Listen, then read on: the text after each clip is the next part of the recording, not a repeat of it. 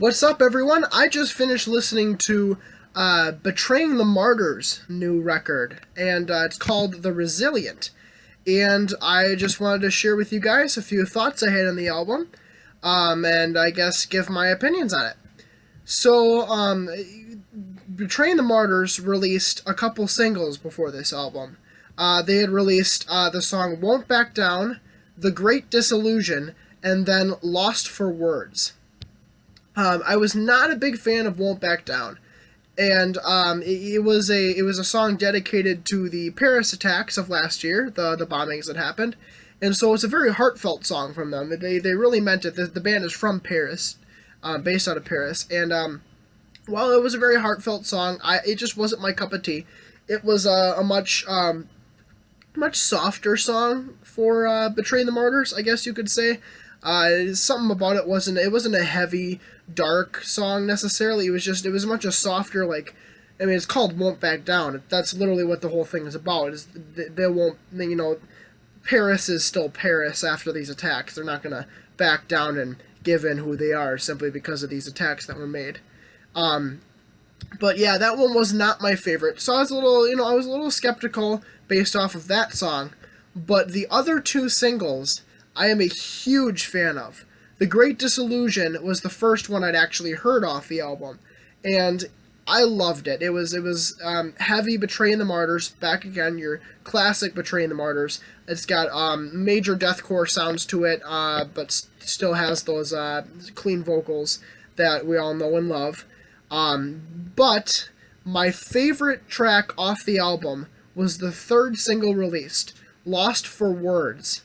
This one, it was just special. It was like the Betraying the Martyrs deathcore sound, but they had like a chorus in the background for the opening riff. Just like a bunch of people with like it's just freaking, it was great. It was just perfect. I absolutely loved that. And it was like it was more of a symphonic sound, which I know Betraying the Martyrs has always had a more or less symphonic sound, but this song kind of identifies what happened throughout the rest of the album, because this album takes Betraying the Martyrs' symphonic sound and just magnifies it. The symphonic sound is bigger than it's ever been on this album, and it shows on tracks like Lost for Words, on Dying to Live, on Disconnected. All of these songs that are some of my favorites off of the record just exhibit this more symphonic sound, this more synthy sound, and it's just, they maintain their heaviness. Like, don't get me wrong, Aaron still has his brutal vocals with his uncleans, but they managed to create a different atmosphere with this album that entails, like I said, a more symphonic sound. A few of my favorites off the album, I mentioned Dying to Live, Disconnected. The Resilient was a huge song. The title track was a huge banger. I absolutely loved that one. But I have to say, overall, like I mentioned before, Lost for Words is my favorite one off of this album. It's the opening track, and it sends this album in on a bang, on a high note. And it's exactly what this band needed. I was personally not at all a fan of their last album. I can't even remember the name of it. Not a fan of it at all. I loved their cover of Let It Go, but everything else from that era of the band was just, it was so boring for me. I wasn't a fan. The Jigsaw I could kind of get into, but other than that, not really. From their original album, there's Man-Made Disaster. What's the other one that I listened to? I can't remember the name of it at this exact moment, but it was a heavier track, very, very heavy. Probably their heaviest one to date, and I loved that one.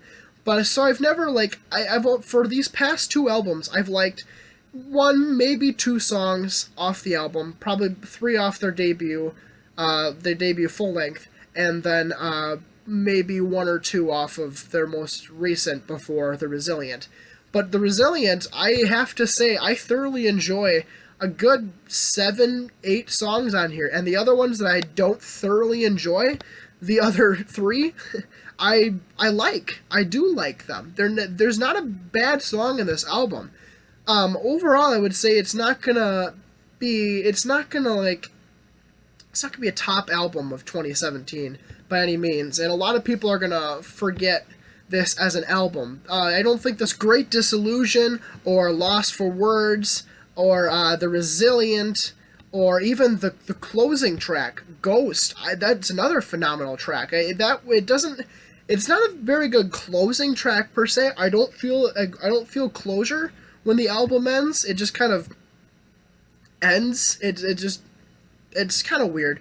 But as a song, it's a great track. It's thoroughly enjoyable. It's kind of catchy.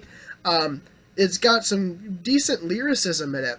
And I think that those 4 tracks that I just listed, I think those can become some staple Betray the Martyrs tracks, especially live. But overall, I'd say this album is not going to be one that people down the road are going to look back and say, yeah, I jammed to that when I was a kid, or anything like that. But it's good. I enjoy it. I do thoroughly enjoy it. I'd encourage anyone that sees this video, anyone who is a fan of deathcore or metalcore, or even just good heavy music, just go ahead and check it out, because I think you'll like at least a couple tracks off this album. It's pretty much the same general song format all the way through, but Betraying the Martyrs is great at throwing elements into their songs, a specific element into each of their songs that just kind of diversifies it just in the slightest bit, so that you don't feel like you're listening to the same song over and over and over again.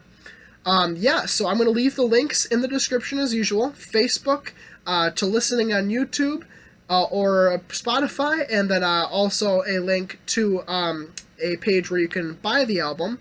For the first couple days it'll be pre-order, but soon enough you'll be able to buy this. The album does officially come out on Friday. Alrighty, so please guys check this album out. It's a dang good album. If you like it, please purchase it. Alrighty, I'll see you guys later. Peace.